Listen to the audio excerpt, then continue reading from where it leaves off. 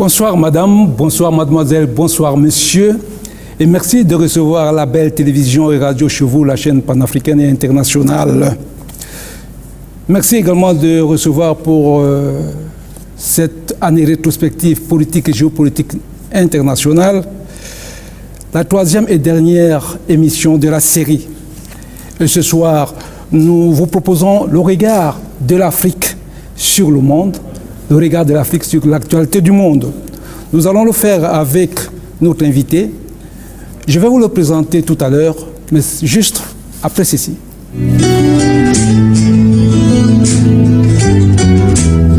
Nous vous avons promis cette édition, la troisième du genre, une rétrospective au plan politique et géopolitique international. Aujourd'hui, nous examinons avec notre invité le professeur Guy Rosatanga. Il est juriste politiste, professeur de droit public et sciences politiques à l'université Omar Bongo à Libreville, mais aussi dans des universités internationales. Mais ensuite, il est chercheur associé à la Fondation Paul Angoela du Cameroun. C'est un centre de recherche en géostratégie. Merci, professeur, d'être avec nous ce soir. Merci d'avoir répondu à notre invitation. Nous sommes là pour examiner comment le monde a été, mais avec le regard de l'Afrique. Parce que l'Afrique a son regard sur l'actualité du monde, l'Afrique a son interprétation de l'actualité du monde, et l'Afrique a le devoir et l'obligation de faire entendre sa voix, de faire comprendre comment elle lit les événements. Et c'est en ce sens que nous allons revisiter un certain nombre d'événements qui ont marqué le monde en 2017. Et pour commencer, ce premier arrêt. L'élection présidentielle américaine du 8 novembre 2016 a conduit à la désignation du républicain Donald Trump comme président des États-Unis. Le 20 janvier 2017, le nouveau président prêtait serment avec une doctrine et un slogan « L'Amérique d'abord ».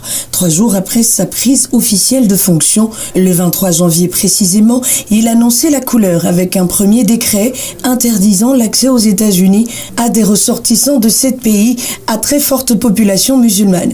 Il confirme aussi la construction d'un mur entre les États-Unis et le Mexique pour empêcher l'immigration clandestine. Le tollé est mondial, les opposants sont consternés, les partisans galvanisés. L'ex-candidat anti-système qui avait promis de secouer Washington vient de lancer son plan de destruction massive des acquis ou des avancées, peu importe qu'ils soient nationaux ou internationaux. Après 100 jours, le constat n'était pas déjà en faveur du 45e président des États-Unis, jugé le président le moins populaire de l'histoire moderne des États-Unis, selon les observateurs. Le 7 mai 2017, la France se donnait un nouveau président, Emmanuel Macron, 39 ans, le plus jeune président de la Ve République. L'arrivée à l'Élysée du jeune président a laissé entrevoir ou percevoir qu'il pourrait être l'homme de la rupture sur beaucoup de plans, et pour les Africains en particulier, celui qui pourrait enterrer la France-Afrique. Le successeur du président François Hollande avait en ce sens donné une vision nouvelle des relations que son pays aura sous son règne avec le continent africain, déclarant notamment que dès les premières semaines de son mandat, il engagera une nouvelle politique en direction du continent africain fondée sur la liberté et la responsabilité. Au plan européen, le jeune président français déploie des initiatives et de l'énergie au point que les observateurs le créditent d'un certain leadership qui bousculerait la chancelière allemande Angela Merkel, considérée comme leader informel mais incontesté en Europe. Professeur, ce premier arrêt nous amène à examiner les nouveaux venus en 2017 qui vont certainement marquer les prochaines années de la géopolitique internationale, de la diplomatie internationale et même des politiques nationales. Il s'agit du président américain Donald Trump, le 45e locataire de la Maison-Blanche, mais aussi d'Emmanuel Macron, le jeune président français, qui semble tout bousculer sur son passage. Alors, votre premier commentaire d'abord sur le président des États-Unis, dont on dit que jusqu'à date, il semble être le moins populaire des présidents américains. Bien, alors au risque peut-être de vous étonner et même certainement de vous décevoir, je voudrais faire un premier commentaire sur l'un et sur l'autre, qui me paraît important. Que ce soit M. Donald Trump, que ce soit M. Emmanuel Macron, l'un a été élu par le peuple américain, l'autre a été élu par le peuple français. Et donc, ceci pour vous dire que moi, pauvre Makaya du fin fond du Gabon, je me préoccupe de ces élections, j'allais dire, en curieux. Et je suis toujours un peu gêné, pour ne pas dire plus, par la manie que nous avons à espérer de choses qui ne relèvent pas de nous et qui ne nous concernent pas. C'est-à-dire que nous avons eu ces scènes d'une euphorie extraordinaire au moment de l'élection de Barack Obama, et nous voyons à peu près les mêmes scènes à chaque élection française sur le continent africain, scènes que je ne comprends pas.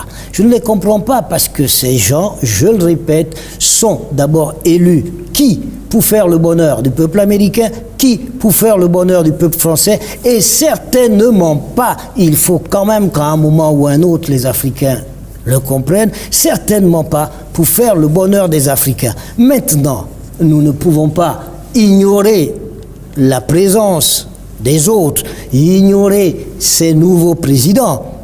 Mais il faut quand même toujours partir du fait qu'ils n'ont pas été élus par nous et ils n'ont pas été élus pour nous.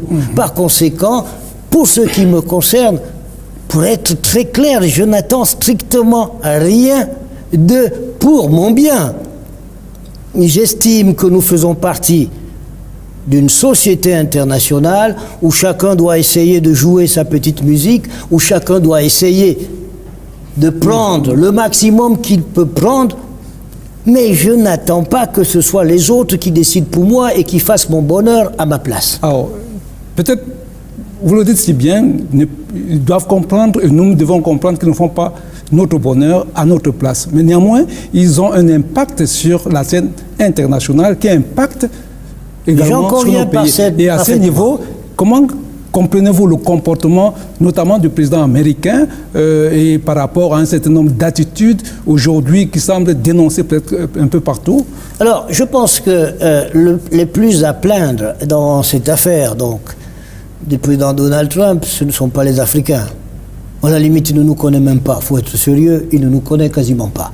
Les plus à plaindre sont les Américains. Mais ce sont eux qui ont voté pour lui. Terminera-t-il son mandat? Je n'en sais rien. Il reste que sa première année de présidence est, le moins qu'on puisse dire, relativement chahutée, pour ne pas dire autre chose. Pendant toute cette année, il a posé un certain nombre d'actes qui constituent des ruptures que certains peuvent, disons, qualifier de ruptures négatives. Il est sorti de l'accord de Paris. On reviendra sur ça tout à l'heure. Voilà. Il est sorti de l'accord de Paris sur le climat. Il engage un bras de fer quasi inutile avec la Corée du Nord. Il quitte l'UNESCO. Il provoque des problèmes supplémentaires en autorisant le transfert de son ambassade de Tel Aviv à Jérusalem. Une première chose quand même doit être dite. Mais c'est qu'il avait promis tout ça. Donc moi, ce qui me surprend, c'est même que les gens soient surpris. Ceux qui ont suivi la campagne de M. Donald Trump, moi, je suis chef des négociateurs climat du Gabon. Mais dès Paris, je savais que si ce monsieur remportait l'élection présidentielle aux États-Unis, les États-Unis allaient sortir de l'accord. Il l'avait promis. Alors, on espérait qu'il n'allait pas tenir ses promesses. Il est en train de les tenir. Vous allez nous garder cela pour cette rubrique, parce qu'on va l'évoquer effectivement. Maintenant, le président Macron, lui aussi, il est venu avec une certaine vision. D'abord au niveau de la France, il semblait tout bousculer, mais également avec ce que je dirais une déclaration, une volonté affichée de changer les relations entre la France et l'Afrique. Là également, un commentaire? Un commentaire d'abord pour constater qu'à l'évidence, M. Emmanuel Macron est un prodige.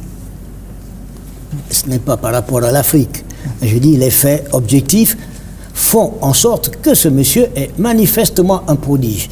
Il y a exactement un an, très peu, y compris parmi les spécialistes auxquels j'ai la faiblesse d'appartenir, ne donnait un copec à l'arrivée de quelqu'un de ce type à l'Élysée. Personne. Pourquoi? Parce que nous avions été habitués, nous connaissons le système politique français, on n'arrive pas au pouvoir sans parti en sortant quasiment du néant il l'a fait. Donc, ne fût-ce que pour la France, c'est un événement important. Il montre depuis quelques mois, une demi-année bientôt, un peu plus d'une demi-année, il montre qu'il a une perception, une conception et une pratique du pouvoir assez originale, assez particulière, mais paradoxalement, qui ramène en réalité aux heures les plus grandes, disons, de la France. Il a un pouvoir qui est un pouvoir, disons-le, de type gaulien. Il remet le pouvoir en majesté, et c'est étonnant pour quelqu'un qui a eu 40 ans il y a quelques jours. Mais maintenant, s'agissant de l'Afrique et du reste du monde, ce que moi je note, et je l'ai suivi hier lors de ses vœux au corps diplomatique, c'est la réelle politique, c'est le pragmatisme. C'est-à-dire qu'il ne sert à rien de passer du temps à donner des leçons inutiles au monde entier. Il faut discuter avec tout le monde, ne fût-ce que parce que la société internationale est fondée sur le principe d'égalité souveraine des États et qu'il n'y en a pas qui sont plus habilités à donner des leçons aux autres ou pas. Donc je pense que, ne fût-ce que pour ça, c'est un réel changement. Merci, professeur. Nous allons continuer notre voyage rétrospectif de l'année 2017 et nous allons examiner ceux qui ont renforcé leur position. Et là également, on va trouver des gens certainement dont ce renforcement à l'interne a un impact sur le plan international. Après cet élément. La chancelière allemande Angela Merkel a rempilé pour un 4e mandat à la tête de l'Allemagne à l'issue des élections du 24 septembre 2017. Mais cela n'a pas été la grande joie malgré ce nouveau succès de celle qui préside le gouvernement allemand depuis 12 ans et pour cause. Si son parti, la CDU, a remporté les élections législatives, l'entrée de la droite nationaliste à la Chambre des députés a quelque peu gâché la fête. Selon les spécialistes, par leur vote, les Allemands ont indiqué qu'ils souhaitaient, certes, que Mme Merkel continue de diriger le pays, mais aussi qu'ils n'entendaient pas lui confier un chèque en blanc, ni sur l'accueil des réfugiés, ni sur les questions européennes. Certains sondages du moment indiquent même que plus de 70% des électeurs estiment que 12 ans de Merkel au pouvoir, ça suffit. Vladimir Poutine sera candidat à sa succession lors de présidentielles russes en mars prochain. L'homme fort de Moscou a lui-même fait l'annonce mercredi 6 décembre 2017 lors d'une rencontre avec des ouvriers d'une usine en province retransmise en direct à la télévision. Après ses 2 premiers mandats consécutifs de 4 ans, le président Poutine avait permuté en 2008 son poste avec Dmitri Medvedev, alors Premier ministre, afin d'éviter un changement de constitution. En 2012, il s'est réinstallé sur le fauteuil suprême. À la fin de ce 4e mandat, qui semble d'ores et déjà acquis, Vladimir Poutine sera resté 24 ans au pouvoir. Il a reçu le soutien du parti au pouvoir que préside son actuel Premier ministre Dmitri Medvedev. Qui sait, et s'il décide enfin de se retirer, c'est encore ce dernier qui pourrait reprendre la place dans ce jeu que les 2 hommes ont inventé. À la faveur du 19e congrès du PCC, le président chinois Xi Jinping a consolidé son pouvoir en obtenant l'honneur suprême de figurer de son vivant et en fonction dans la charte du parti, une distinction que seul le fondateur du régime Mao Tse-tung avait eue avant lui de son vivant. Chef du parti, chef de l'État, chef des armées, depuis son arrivée au pouvoir fin 2012, Xi Jinping a accumulé les pouvoirs au sommet de la 2e puissance économique mondiale et procédé à un renforcement de l'autorité du régime. Selon les connaisseurs, l'inclusion de son nom et de sa pensée dans les statuts du parti suggère qu'il peut désormais rester indéfiniment à la tête du pays, s'affranchissant ainsi de la limite d'âge théorique de 68 ans et du souci d'avoir à se choisir un successeur. Le maître de Beijing est actuellement âgé de 64 ans. Nous avons là 2 exemples de personnalités qui, l'une a déjà rempilé, l'autre se propose de rempiler dans quelques mois, au mois de mars prochain, Poutine, pour la Russie. Professeur, votre commentaire, il s'agit de la durée au pouvoir et de l'influence pour garder le pouvoir, pour essayer d'influencer toujours le monde? Très bien. Alors, commençons par Mme Merkel, parce que si nous commencions par Vladimir Poutine, on pourrait spéculer, on pourrait dire que c'est un autoritariste, c'est un régime douteux, etc. Commençons par l'Allemagne. L'Allemagne est une démocratie et il ne me semble pas que ce point de vue soit contesté. Mais nous avons suivi sur l'élément il y a un instant que Mme Merkel va inaugurer, si elle arrive évidemment à monter une coalition, va inaugurer son 4e mandat. C'est formidable ça. C'est formidable parce que là aussi, la doxa, la doctrine officielle, le mainstream nous fait comprendre qu'il y a fondamentalement un mal à faire 2, 3, 4 mandats. Or là, nous apprenons... Surtout en Afrique. Surtout en Afrique, particulièrement en Afrique. Or là, nous apprenons que quelqu'un va inaugurer un 4e mandat et tout le monde trouve ça parfaitement normal, ce qui est parfaitement normal. Autrement dit, le vrai problème, s'agissant de pouvoir, n'est pas le nombre de mandats. Le vrai problème, il est celui, de la légitimité qui est donnée dans le cadre d'élections libres, transparentes, disputées, etc., et de la gouvernance qui est mise en place pour concrétiser les mandats qui ont été donnés. La preuve, c'est que, on l'a vu, Madame Merkel, je pense qu'il y a toute une génération d'individus aux 4 coins du monde qui n'ont vu incarner l'Allemagne que par la figure de cette grande dame. Et elle va le faire encore probablement, elle va trouver une solution avec les différents partis. Parce qu'en ce moment, elle éprouve quand même des problèmes. Elle a des difficultés pour mettre en place une coalition, mais son parti est arrivé largement en tête, quand bien même elle n'a pas eu de majorité. Par conséquent, elle aura forcément, je pense, avec quelques accommodements, avec quelques cadeaux ici et là, elle aura certainement une majorité pour pouvoir gouverner. En quoi le fait qu'elle est là depuis 4 mandats tue l'Allemagne? En rien.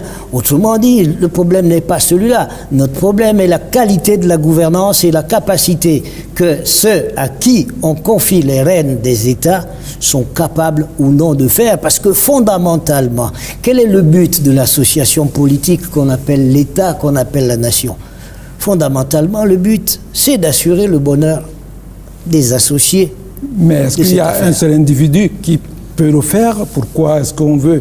Est-ce qu'au plan logique, je vous dirais, passez-moi le terme, est-ce que peut-être que ce n'est pas logique, mais normalement, est-ce qu'on peut pas se dire qu'à un certain moment, qu'on donne la chance à d'autres de prouver l'expérience? Je suis totalement d'accord avec vous. Je suis aussi d'accord avec vous que je vous demande d'être d'accord avec moi pour dire qu'il n'y a pas de dogme. Autrement dit, je ne suis pas en train de vous dire qu'il est bon et il est excellent que quelqu'un reste 20 ans au pouvoir.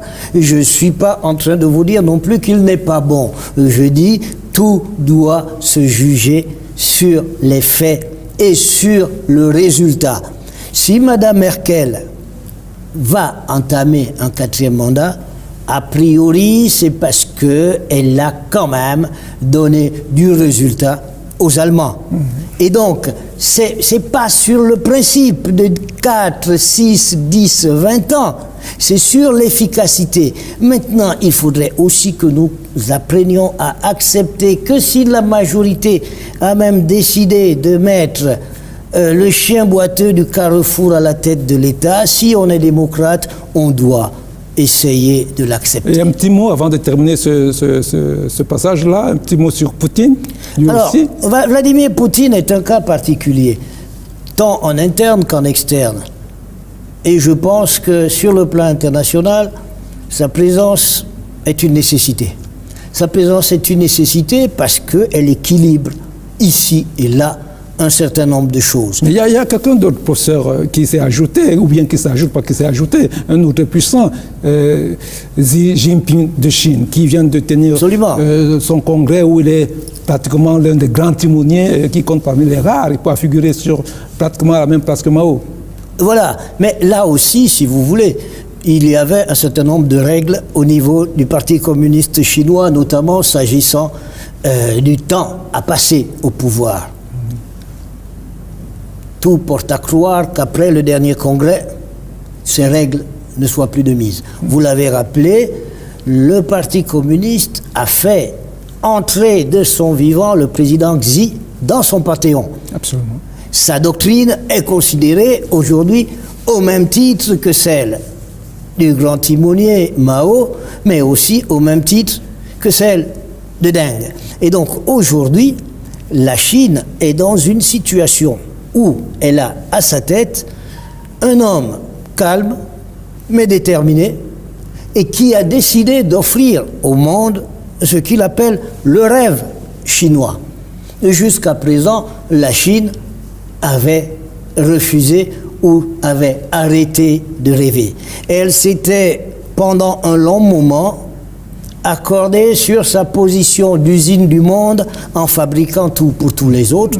Aujourd'hui, la Chine estime qu'elle a un poids économique, qu'elle a un poids militaire, qu'elle a un poids démographique et que tous ces poids ensemble ne peuvent plus continuer à la laisser dans la position de nain diplomatique. La Chine a donc décidé de prendre la place qu'elle estime être la sienne sur le concert des nations. À partir de ce moment, bien entendu, la montée de la Chine suppose forcément la baisse, au moins relative, d'autres. Mais je suis tenté de dire que ça ne risque pas d'être pour le malheur du monde. Nous allons poursuivre notre voyage sur 2017 avec ceux qui ont tenté soit de divorcer ou qui ont totalement divorcé. Suivons cet élément, s'il vous plaît. Elle a voulu les élections générales britanniques initialement prévues pour mai 2020. La première ministre Theresa May les a obtenues et organisées le 8 juin 2017. Ces élections se sont tenues un an après le référendum ayant approuvé le principe du retrait du Royaume-Uni de l'Union européenne et alors que la procédure de retrait est engagée depuis le 29 mars 2017. Mais à l'arrivée des courses, la première ministre conservatrice perd sa majorité au Parlement alors que 2 ans auparavant, le Parti conservateur, alors dirigé par David Cameron, avait remporté la majorité absolue. Mais bien qu'ayant perdu, alors que son rival du Parti travailliste demandait sa démission, Theresa May avait refusé de quitter la tête du gouvernement. Elle a demandé et obtenu l'autorisation de la reine Elisabeth II de former un gouvernement comme le veut le protocole, après quoi Theresa May avait tenu à rassurer Britanniques et Européens sur le déroulement du Brexit, conformément aux conditions qui satisfont les deux parties. Dimanche 1er octobre 2017, les indépendantistes catalans ont organisé un référendum sur l'indépendance de la région. Scrutin pourtant déclaré illégal par Madrid. Les résultats sortis des urnes donnaient le 8 gagnant avec 90% des voix selon Barcelone, la capitale catalane. Fort de ce résultat et malgré le caractère illégal rappelé par le chef du gouvernement espagnol, le Parlement de Catalogne a adopté vendredi 27 octobre une résolution déclarant la région État indépendant et prenant la forme d'une république. C'était beaucoup pour le gouvernement espagnol et même pour le roi. Ce dernier avait alors promis que son pays saurait surmonter une tentative inacceptable de sécession. La communauté internationale avait également exclu une reconnaissance d'une Catalogne indépendante. Les 10 dirigeants indépendantistes mineurs avaient alors été emprisonnés, certains en exil en Belgique, jusqu'à ce début d'année 2018. Professeur, la sécession de la Catalogne ou la tentative de sécession de la Catalogne, qu'est-ce que ça signifie? C'est le désir d'être autonome parce qu'on est plus riche. Pourquoi cette envie absolument de se détacher d'un ensemble déjà construit, je pourrais? Alors, il y a d'abord cette volonté, vous l'avez dit, la Catalogne est une région riche et dans plusieurs pays du monde, en Europe particulièrement, le mouvement est sensible. Dans certaines régions, des gens considèrent qu'ils sont la vache à lait de la République ou du Royaume et que par conséquent, ils n'ont pas de raison à continuer à donner à manger à tout le monde. Ils préféreraient faire leur chemin à part. C'est une explication. Il y a aussi une explication qui est que l'Espagne est un royaume multinational. Il y a en Espagne des Catalans, mais l'Espagne c'est la Navarre, l'Espagne c'est plusieurs communautés, d'où d'ailleurs le statut qui est celui de ces différentes communautés d'autonomie et qui a été remis en cause à la suite de ces événements par le biais du fameux article 150 de la Constitution espagnole. Mais ce que je voudrais relever ici dans ce cas particulier de la Catalogne, c'est un fait.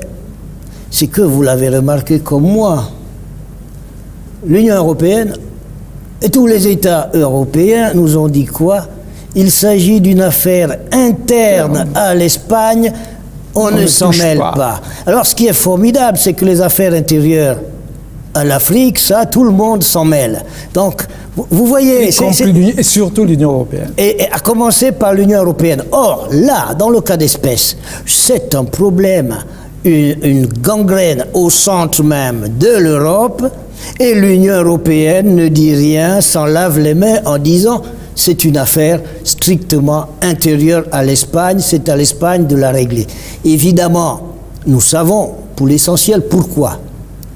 La plupart des États européens sont menacés par des irrédentismes du même type, qu'il s'agisse de Corse ou de Basques, en France, en Espagne, qu'il s'agisse en Belgique de Wallons ou de Flamands, mais surtout de Flamands, parce que là aussi, c'est les Flamands qui considèrent que la Wallonie est un boulet à leurs pieds et que un État flamand serait beaucoup plus puissant que la Belgique actuelle qui traîne avec elle les Flamands, les Wallons francophones.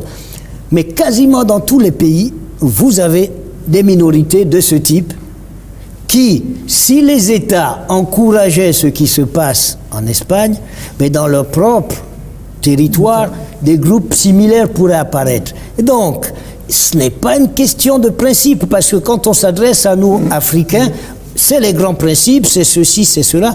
Là, ce n'est pas les principes, c'est l'intérêt de chaque État de ne pas être perturbé par une situation de ce type à un moment ou à un autre. Raison de plus d'interpeller les Africains sur notre capacité à nous regarder et à gérer par nous-mêmes, pas seulement à suivre les autres. Exactement. Mais malheureusement, si vous voulez, 5 siècles de rapports inégaux avec l'Occident, parce qu'il n'y a pas que la colonisation, ça fait 5 siècles que ça dure, nous n'en sommes pas encore véritablement sortis, d'autant plus que nous nous sommes pour la plupart installés confortablement dans le statut de gérant de comptoirs coloniaux. Et donc, ça a commencé comme ça en 1472, et nous avons toujours de la difficulté à en sortir, c'est-à-dire que même pour savoir comment nous allons nous habiller ce matin, nous avons toujours besoin que l'autre nous dise « tu es bien habillé, c'est normal, c'est pas normal ». Et à partir de ce moment, si vous voulez, on a une difficulté à exister. Et donc, si on reprend le cas de la Catalogne, nous, Africains, nous avons un principe qui a été acté dès la création de l'Organisation de l'Union africaine, qui est le principe de l'utipossédétisme, mais que nous avons hérité des décolonisations en Amérique latine, et qui est celui du respect des frontières héritées de la période coloniale.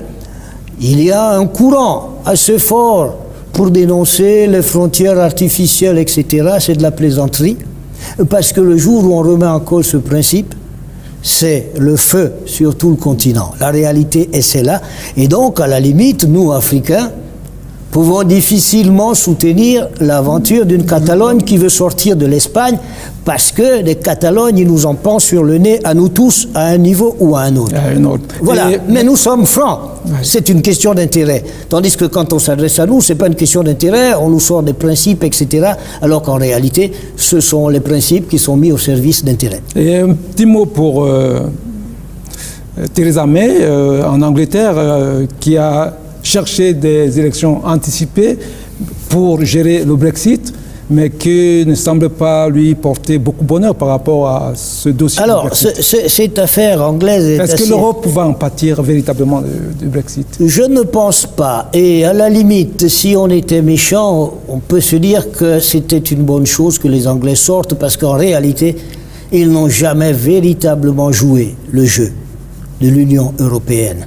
Et ça a été presque souvent le petit sous-marin américain accroché au large des côtes européennes. Donc, à la limite, qu'ils en sortent, je ne suis pas sûr que ça puisse faire un mal terrible à l'Europe en tant qu'entité politique. À l'inverse, je ne suis pas certain que ça fasse beaucoup de bien à l'Angleterre. Et d'ailleurs, les résultats de ces élections, parle d'elle-même. On a l'impression que les Anglais ont voulu se faire peur et ne pensaient même pas qu'il y allait avoir une majorité pour le Brexit. Y compris ceux qui ont fait campagne pour la sortie de l'Union européenne, je crois qu'ils se sont réveillés un peu avec la gueule de bois en constatant que ce qu'ils voulaient est arrivé, alors qu'ils se disaient on fait du bruit, mais les gens sont assez sérieux, ne le feront pas. Ils l'ont fait. Et le résultat de ces élections anticipées montre quoi ? Montre qu'en réalité, il y a une espèce de remords. Les gens, les mêmes qui ont voté pour sortir, sont en train de se dire, bon, finalement, est-ce qu'on n'a pas fait une bêtise, quoi ? Et le Parlement s'est donné le droit récemment, n'est-ce pas, par rapport à cela, de pouvoir se prononcer sur les négociations. Alors nous allons poursuivre un peu sur ce qui est très dangereux, les menaces sur la paix mondiale. Regardons cet élément, s'il vous plaît. Faudrait-il craindre une guerre entre les États-Unis et la Corée du Nord? Et plus généralement, faudrait-il craindre le déclenchement à tout moment d'une troisième guerre mondiale? La question brûle les lèvres de tous les observateurs, y compris les plus optimistes, à l'analyse des comportements intempestifs et des joutes oratoires du président de la première puissance du monde et le maître de Pyongyang. Dans une de ses déclarations tonitruantes, Kim Jong-un déclarait que les États-Unis n'étaient plus à mesure d'attaquer la Corée du Nord, devenue, selon lui, une puissance nucléaire capable de frapper l'ensemble du territoire américain. Donald Trump, pour sa part, a déjà dit à qui veut l'entendre que la Corée du Nord ferait mieux de ne plus proférer des menaces envers les États-Unis. Sinon, elle devra faire face au feu et à la colère. Aussi, malgré de courtes périodes d'apaisement, la question demeure, l'escalade des tensions entre la Corée du Nord et les États-Unis peut-elle conduire à une guerre nucléaire ? Le 6 décembre, le président russe Vladimir Poutine affirmait que l'État islamique avait été chassé de la totalité du territoire syrien, tout en reconnaissant qu'il pouvait subsister certaines poches de résistance terroriste. Poutine avait en outre souligné que la Russie et la Syrie avaient détruit l'un des plus puissants groupes terroristes internationaux en à peine 2 ans. Un constat qui a suscité les interprétations du ministre des Affaires étrangères. En effet, moins de 48 heures après cette sortie du numéro 1 russe, Jean-Yves Le Drian avait accusé Moscou de s'être approprié la victoire sur le groupe terroriste en Syrie et avait souhaité rappeler le rôle joué par les forces de la coalition internationale. À son tour, le ministère russe de la Défense réagissait dans les mêmes délais de 48 heures, exprimant sa surprise et soulignant qu'en 3 ans, la coalition internationale n'est parvenue que récemment à un premier résultat. Professeur Guy Rusatanga, est-ce que la troisième guerre mondiale peut brutalement se retrouver à nos portes avec ce mauvais match de ping-pong entre le Coréen Kim et le président américain Trump? Je ne l'espère pas. Mais restons sur les images que nous avons vues. Simplement les images. Qu'est-ce qu'elles nous montrent? Elles nous montrent 2 personnes. L'une en permanence crispée, énervée, bombant ses muscles, et l'autre quasiment en permanence rigolard. Je ne sais pas si vous avez fait attention aux images, mais vous avez un qui en permanence est énervé et l'autre qui en permanence, même parlant des choses les plus sérieuses, est en train de rigoler. Je crois que ces images sont fortes. Elles disent quoi? Elles disent manifestement que le plus fou des deux n'est pas celui qu'on croit. 1. 2. Pour revenir, parler un peu plus sérieusement, je ne pense pas qu'on puisse arriver, sauf folie ultime du président des États-Unis, mais je ne pense pas qu'on puisse arriver à une option de ce type. Les Nord-Coréens n'ont aucun intérêt à attaquer qui que ce soit, et ils le savent. Contrairement à ce qu'on peut lire ou entendre ici et là, Kim Jong-un est tout sauf fou. Il a même l'air de quelqu'un d'extrêmement rationnel et que tout ce qu'il fait est calculé. Il y a déjà un premier fait qu'il faut constater, quoi qu'on dise, quelles que soient les circonvolutions diplomatiques, à l'évidence. La Corée du Nord est devenue une puissance nucléaire. Pour parler comme on parle en Afrique, on monte, on descend, c'est fait, ils le sont. Par conséquent, aujourd'hui, ce qu'il y a à faire, mais c'est bien ce que reconnaît le secrétaire d'État américain Rex Tillerson. Il faut discuter avec eux. Il n'y a plus rien d'autre à faire. Ils ont la capacité de faire mal. Ouais. Et à partir de ce moment, ils vous doivent être respectés et on doit discuter avec eux. Quelle est leur justification? La justification des Nord-Coréens, c'est de se dire qu'ils n'avaient pas d'autre solution pour assurer leur propre sécurité et leur propre survie que d'avoir l'arme nucléaire. Prenons leur mot.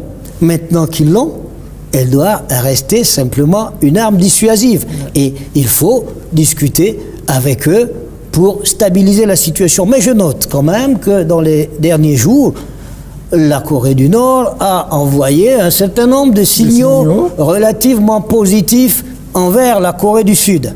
Et notamment par rapport aux prochains Jeux Olympiques, notamment à le rétablissement de la ligne téléphonique directe. Donc, je pense que le président nord-coréen surfe quasiment sur du velours. Il avait programmé son opération et tout semble indiquer qu'à chacune des étapes, il franchit la barrière plus ou moins victorieusement. Maintenant, du côté des États-Unis, nous avons entendu une formule. Le président Trump adore ce genre de formule. Il a dit au président Kim Jong-un, vous avez un bouton nucléaire, moi j'ai un plus gros bouton. Bien, c'est un jeu de mots, il n'y a pas de bouton nucléaire aux États-Unis. Et donc, la capacité de lancer le feu nucléaire dans un pays comme les États-Unis ne peut pas dépendre uniquement des humeurs du président des États-Unis, qui, il est bon de le rappeler, contrairement par exemple au président français qui est un roi élu, le président américain est un président sous contrôle des autres pouvoirs. Et par conséquent, rien ne permet d'envisager l'hypothèse d'une guerre nucléaire. Mais pourquoi cette gesticulation de la part du président américain, je dirais? Est-ce que d'ailleurs il ne dessert pas le pouvoir américain et même la puissance américaine? Probablement, mais on ne se refait pas, et j'ai l'impression que c'est son style. Il ne peut pas s'empêcher de tweeter, il ne peut pas s'empêcher de dire ce qu'il pense. Il est en train d'inaugurer même une nouvelle forme de diplomatie. Je pense que s'il réussit, dans quelques années, nous l'enseignerons dans les facultés, parce que ce que nous voyons aujourd'hui avec les États-Unis et donc avec le président Donald Trump est quand même assez particulier et assez original. Ce qui est clair, c'est que, au bout du compte, je ne suis pas sûr que la puissance américaine gagne à ses gesticulations, à ses sorties de tel ou tel cadre, etc. Professeur, nous poursuivons notre chemin, notre rétrospective. Nous allons examiner les crises diplomatiques internationales. Quelques faits. Dans le style et la forme qui sont désormais connus du monde entier, Donald Trump, président des États-Unis, a reconnu mercredi 6 décembre 2017 Jérusalem, capitale d'Israël. Ce faisant, il a suscité la réprobation générale et surtout la colère des Palestiniens et l'indignation au Proche-Orient et bien au-delà. L'annonce du 45e président des États-Unis a déclenché une vague de critiques de la part de la communauté internationale et fait craindre une nouvelle intifada au Proche-Orient. Le président de l'autorité palestinienne, Mahmoud Abbas, avait vivement réagi, jugeant que les États-Unis sapaient délibérément tous les efforts de paix. Et de ce fait, ils étaient disqualifiés de tout rôle dans un quelconque processus de paix. Le Conseil de sécurité de l'Organisation des Nations Unies, convoqué en urgence, avait voté à l'unanimité des 14 autres membres une résolution condamnant cette reconnaissance unilatérale, mais comme il fallait s'y attendre, elle ne pouvait prospérer car Washington a usé de son droit de veto. La Française Audrey Azoulay, ancienne ministre de la Culture de François Hollande, a été élue vendredi 13 octobre directrice générale de l'Organisation des Nations Unies pour l'éducation, la science et la culture UNESCO. Elle l'a emporté sur le Qatari Ahmad Al-Kawari et a pris officiellement ses fonctions le 15 novembre 2017, succédant ainsi à la Bulgare Irina Bokova. Mais la française arrive au moment où Donald Trump fait encore parler des États-Unis d'une manière peu élogieuse. En effet, la Maison-Blanche a annoncé le 12 octobre qu'il se retirait de l'UNESCO, mais le retrait ne sera effectif qu'à compter du 31 décembre 2018, conformément au statut de l'institution. Pour l'administration Trump, cette décision n'a pas été prise à la légère, mais reflète plutôt les inquiétudes des États-Unis concernant l'accumulation des arriérés à l'UNESCO, la nécessité d'une réforme en profondeur de l'organisation et ses partis pris anti-israéliens persistants. Bien évidemment, la nouvelle directrice générale a regretté cette décision américaine. Pour rappel, Washington avait déjà quitté l'UNESCO entre 1984 et 2003. Les États-Unis conservent tout de même le statut d'observateur et l'espoir de tous, c'est que le pays de l'oncle Sam revienne à la maison commune. Le 1er juin 2017, le président américain Donald Trump a annoncé le retrait des États-Unis de l'accord de Paris sur le réchauffement climatique signé en décembre 2015 dans la capitale française en conclusion de la COP 21. Il a jugé le texte néfaste pour l'économie américaine, sans toutefois exclure de réintégrer le processus après renégociation, voire de conclure un nouvel accord qui protège les États-Unis d'Amérique. Et en août 2017, c'était formel. Très officiellement, les États-Unis confirmaient par écrit aux Nations Unies leur intention de se retirer de l'accord de Paris sur le climat, tout en affirmant qu'ils continueront de participer aux négociations internationales. En pratique, Donald Trump ne pourra dénoncer officiellement l'accord que fin 2019. Il y a ensuite un préavis d'1 an pour pouvoir en sortir réellement. Professeur, avant de revenir sur cette rubrique sur les crises diplomatiques, revenons un peu, un léger mot, un autre commentaire de votre part sur Daesh. Au-delà de la revendication de qui a fait quoi ou qui a réussi quoi, on dit que Daesh est pratiquement éradiqué. Mais si Daesh est éradiqué, c'est pour... Ils sont pas morts, ils ne sont pas tous morts, c'est pour aller où? Écoutez, la question du terrorisme est une question lancinante. Une entité, puisqu'elle avait choisi de se présenter comme une entité, l'État islamique, est a priori affaiblie, sinon éliminée. Mais comme vous l'avez noté si justement, elle était composée d'individus. Et ces individus ne sont pas tous morts. Et ces individus sont capables de se disséminer ailleurs, et je pense que c'est déjà le cas. Et je ne pense pas que la victoire contre le terrorisme soit pour demain matin. Pour une multitude de raisons, parce que la folie humaine n'est pas du genre à s'arrêter aussi facilement, mais aussi parce qu'un certain nombre de causes qui poussent certains fous, passez-moi l'expression, à passer à l'acte, sont toujours là. Et lorsque les causes sont là, les effets ne disparaissent pas aussi facilement.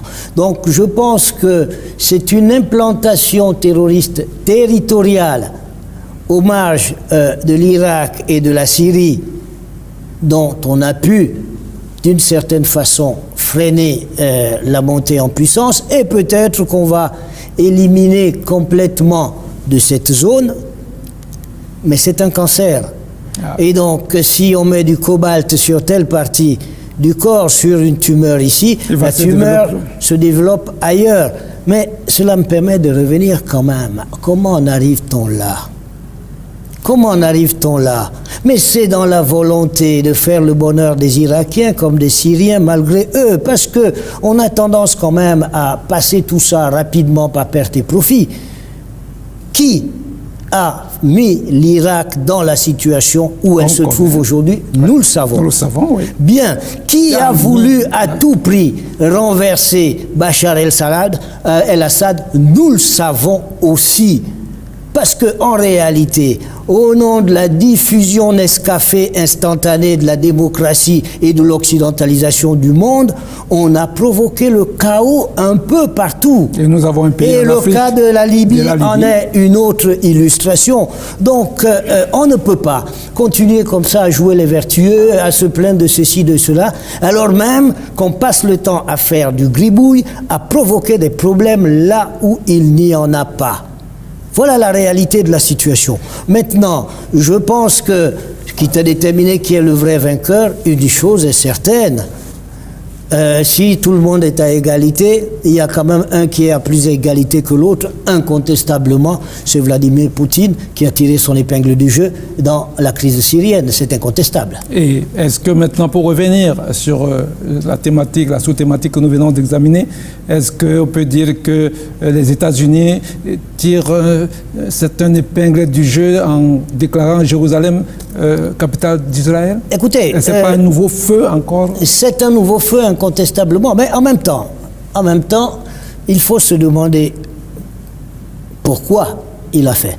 Il est bon de rappeler quand même, parce que tout le monde semble découvrir la chose, il est bon de rappeler que ce n'est pas Donald Trump qui a décidé que Jérusalem serait capitale d'Israël ou que l'ambassade des États-Unis serait à Jérusalem. C'est une décision très vieille du Congrès, mais que les prédécesseurs de Donald Trump n'ont pas eu le cran, le courage d'appliquer. C'est pas lui qui a choisi ça. Ça existe depuis des décennies. C'est depuis des décennies que le Congrès des États-Unis a opté pour installer l'ambassade des États-Unis à Jérusalem et donc, de fait, reconnaître Jérusalem comme capitale d'Israël. Donald Trump a franchi le pas qu'aucun de ses prédécesseurs n'avait osé franchir. Il faut se poser la question de savoir pourquoi. Il y a une première explication, c'est que le lobby, on n'aime pas dire ça en France, mais aux États-Unis c'est un terme parfaitement utilisé, le lobby israélien aux États-Unis a la puissance que tout le monde sait, et ce lobby a beaucoup contribué à l'élection de M. Donald Trump. Et donc, il avait quand même des gages et des signaux à donner à son électorat et à ceux qui lui ont permis d'être là. C'est une première explication. La deuxième explication, je crois, c'est un calcul qui peut paraître fou. Mais il n'est pas exclu que Donald Trump ait estimé que le moment était venu, que les Palestiniens sont dans un état d'affaiblissement, que le moment est venu de passer en force. Il n'y aura pas de vraie intifada, il n'y aura pas de vrai feu, et qu'à partir de là, on remet les cartes à zéro et emmener maintenant les Palestiniens autour de la table de négociation en position de faiblesse. De faiblesse. Oui. Les Palestiniens ouais. En position de faiblesse, ayant accusé tous ces coups. Ça n'est pas exclu. Mais ça, il n'y a que M. Donald Trump qui sait pourquoi il a pris la décision. Ça, c'est pour Donald Trump. Maintenant, le retrait des États-Unis de l'UNESCO et surtout, même pas surtout, de l'UNESCO et de la COP 21. Alors, de l'UNESCO, comme il a été rappelé dans l'élément, ce n'est pas une nouveauté. Ils sont déjà partis près de 10 ans avant de revenir. Je pense qu'ils sont revenus pourquoi? Simplement par réel politique, par pragmatisme, en ayant compris qu'il valait mieux être dedans que dehors.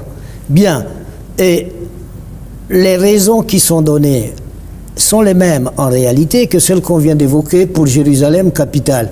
Au-delà des arriérés, etc., ceux qui irritent les conservateurs américains, M. Donald Trump particulièrement, mais tous ceux qui constituent la Christian Belt aux États-Unis, ce qui les dérange, ce sont un certain nombre de résolutions de position de l'UNESCO par rapport à Israël. Il faut dire les choses, c'est cela. Et donc, il n'est pas étonnant que les deux décisions soient prises au même moment. Bien, s'agissant maintenant de l'accord de Paris sur le climat, je pense que c'est une erreur, non pas pour le reste de la planète, qui en souffre un tout petit peu, mais c'est une erreur pour les États-Unis. Parce qu'en réalité, l'économie de demain se joue autour de ces questions. Et ceux qui ne seront pas partis à la solution le regretteront, y compris sur le plan économique. Et ce n'est pas pour rien que l'essentiel des grands capitaines d'industrie du Dow Jones, donc l'essentiel des grands hommes d'affaires, des grands chefs d'entreprise américains, refusent justement de suivre M. Donald Trump dans cette affaire parce qu'en réalité, ils voient dans quelques décennies ce qu'ils perdront s'ils ne sont pas dans cet accord. Et pour parler clairement, la chaise vide des États-Unis profitera à qui? Elle profitera en premier à la Chine, y compris sur le plan économique. Donc je ne suis pas certain que d'ici 2019, finalement, ils concrétiseront l'option de sortie de l'accord, car comme il a été si bien rappelé dans l'élément de tout à l'heure, le système de l'accord de Paris a été conçu de sorte qu'on ne puisse pas en sortir aussi facilement. Donc, ils ont fait une déclaration de sortie, mais ils sont tenus par les engagements jusqu'à 2019. Ça coïncide aussi à peu près avec les prochaines élections présidentielles aux États-Unis. Et donc, pour l'instant, rien n'est joué. On ne peut que regretter la sortie des États-Unis, mais vous l'avez vu, il y a quelques semaines, le président Emmanuel Macron a convoqué à Paris un sommet sur le climat, le One Planet Summit, au cours duquel une bonne partie de ceux qui comptent dans la finance américaine étaient là. Je dois même préciser qu'une bonne partie de ce sommet a été financée par M. Bloomberg, l'ancien maire de New York, milliardaire bien connu, propriétaire des chaînes de télévision, etc. Mais qui n'était pas le seul, qui était accompagné de gens aussi connus que M. Schwarzenegger, ancien gouverneur de Californie et acteur bien connu, mais aussi l'actuel gouverneur de Californie. Et le système américain fédéral fait en sorte que si la fédération à Washington ne veut pas s'engager dans quelque chose, les États fédérés ont toujours la possibilité de le faire. Donc, à partir de ce moment, gageons que la raison va peut-être prévaloir et que les Américains resteront dans l'accord parce qu'en réalité, ils n'ont aucun intérêt véritable à en sortir. Alors maintenant, nous allons sortir nous-mêmes de cette émission et avec plaisir, mais nous allons d'abord faire notre dernière escale, à savoir la première visite du pape en Afrique. Le pape François a effectué sa première visite en terre africaine du 25 au 30 novembre 2017. Cette première visite du souverain pontife sur le continent africain s'est faite sous le signe d'un appel à la paix sociale et religieuse. Il s'est rendu dans les lieux symboliques de chacun des pays visités pour délivrer son message. En Centrafrique, le pape a bravé les violences de la capitale centrafricaine et s'est rendu à la mosquée du quartier PK5 à Bangui pour lancer un appel à la réconciliation et à la paix sociale et religieuse. En Ouganda, la visite était sous le signe de l'œcuménisme et au Kenya, le message papal a porté sur la justice sociale. Nous sommes au terme de notre émission et nous allons sortir avec cette visite du pape qui a une symbolique, la symbolique de la foi. Alors, mais la question que je vous pose, quel est le rapport que l'Église, et très rapidement, peut avoir dans la résolution des conflits sur la base d'une visite comme celle du pape? Écoutez, je voudrais d'abord noter... Moins d'une minute pour... Oui, que ce pape est un grand monsieur, est un grand intellectuel, est un type brillant, mais aussi un excellent diplomate. Et je crois que certains religieux africains gagneraient à s'inspirer de leur chef, c'est-à-dire à rester dans la situation de solution aux problèmes et non pas de constituer des problèmes eux-mêmes. Je veux dire quoi? Je veux dire par là, je ne parle pas de l'Afrique, le pape est allé en Birmanie. Et tout le monde a remarqué qu'il a fallu qu'il sorte de Birmanie pour qu'il cite le nom, le terme Rohingyas. C'est de la haute diplomatie. On peut dire aux gens un certain nombre de choses sans être obligé de le crier sur le toit, de les humilier ou de leur imposer des choses.